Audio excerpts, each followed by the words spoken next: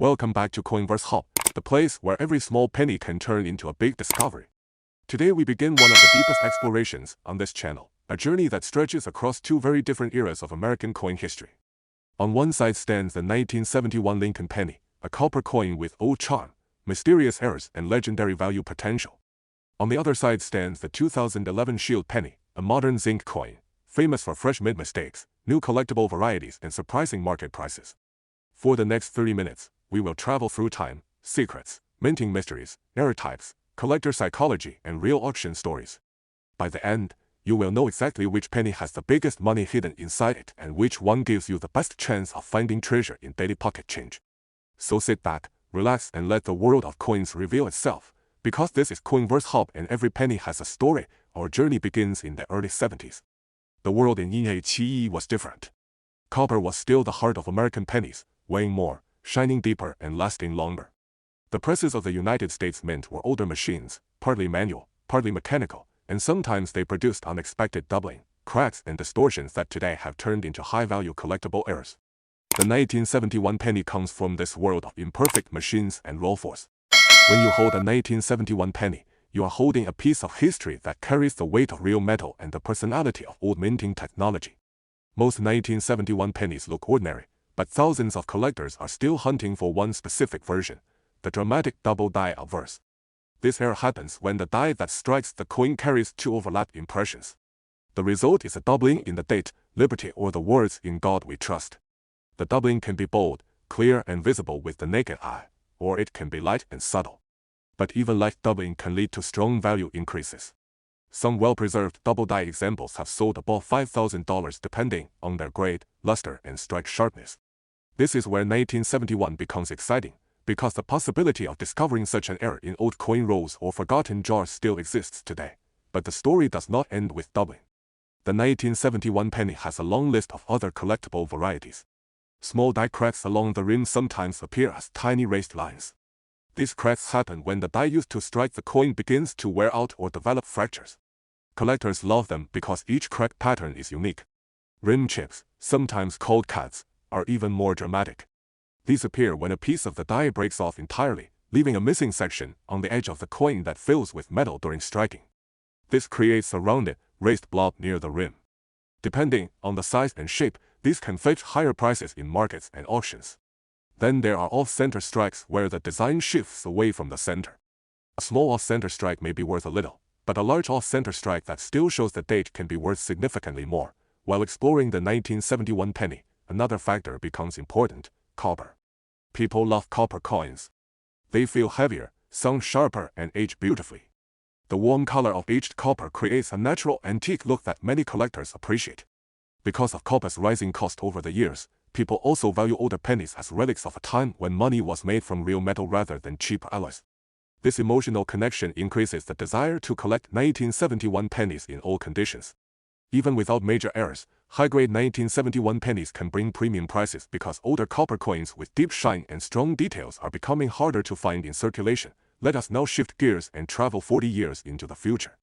The year is 2011. By this time, the Lincoln Cent series had changed dramatically.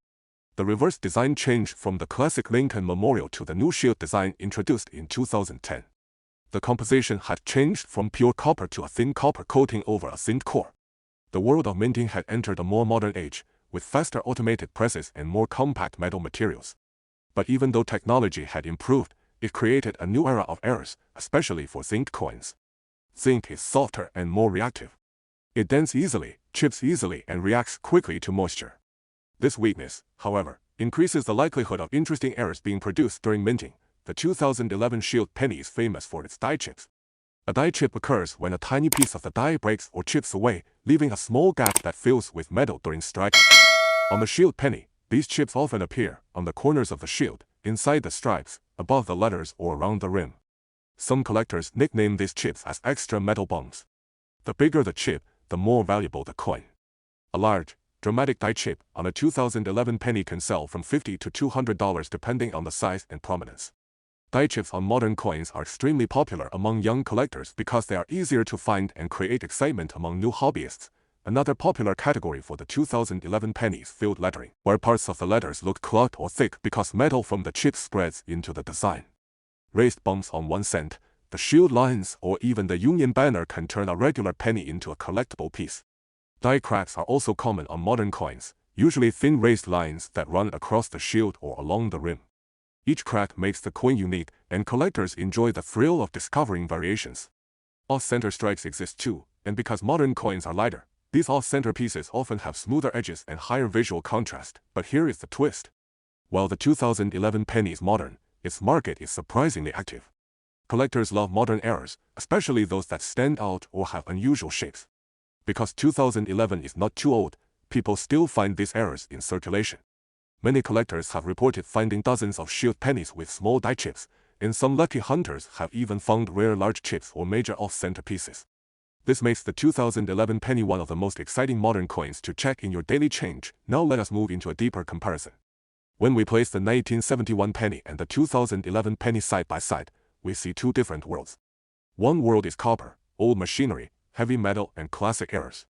The other world is zinc, modern machines, crisp new designs, and frequent die chips. But which one hides more money?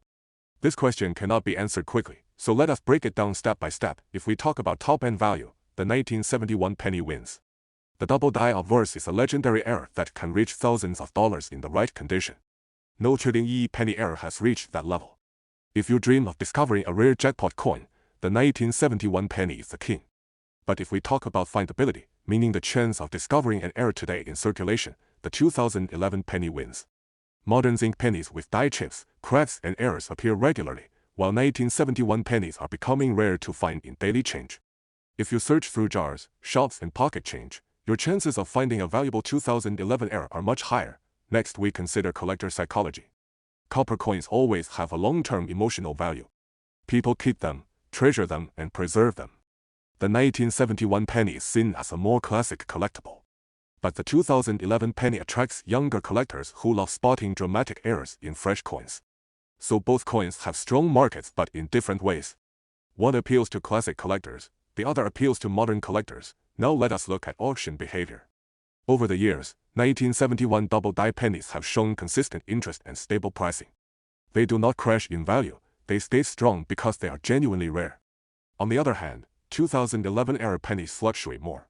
A large die chip may sell high one month and slightly lower another month depending on demand.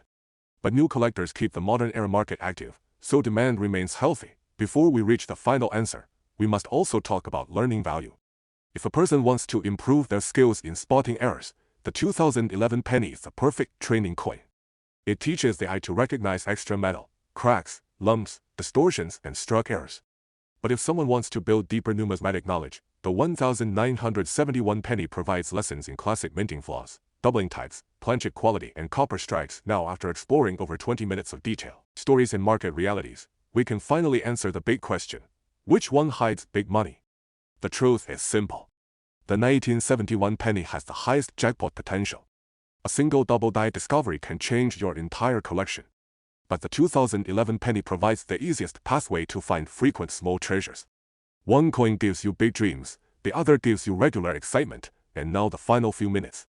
Before we end this long journey, remember this. Every coin in your pocket carries a secret. Every scratch, every chip, every odd shape could be worth more than you think. The next time you receive change, pause for a moment. Look at the date. Look at the design. Look at tiny bumps and cracks. Because one day, a small penny might reveal a big story. This is CoinVerse Hub, where daily coin knowledge meets real discovery. If you enjoyed this detailed exploration, like this video, share it with collectors and subscribe for more long-form stories on rare coins and hidden treasures. Your journey as a coin hunter has just begun, and your next penny could be the one hiding.